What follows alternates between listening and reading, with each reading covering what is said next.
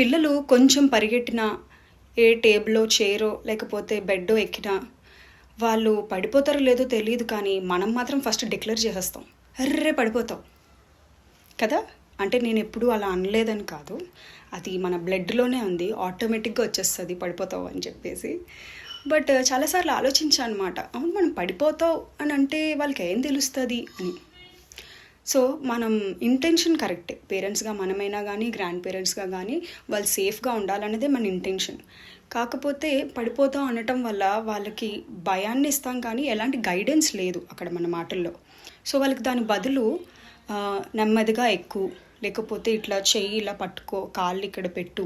వాళ్ళు బెడ్ మీద కానీ, చైర్స్ మీద కానీ, ఏమైనా కార్నర్స్‌లో జంప్ చేస్తున్నా, కార్నర్స్‌లో నడుస్తున్నా, వాళ్ళని గైడ్ చేసి ఇలా మధ్యలో మనం ఆడుకోవాలి అని చెప్పటము, లేకపోతే సేఫ్‌గా కింద ఆడుకుంటే బెటర్ అని చెప్పటము. సో, అట్లా సిట్యుయేషన్‌కి తగ్గట్టుగా వాళ్ళని భయపెట్టకుండా ప్రాపర్‌గా గైడ్ చేస్తే యూజ్ ఉంటుందని నా ఫీలింగ్. ఏమంటారు?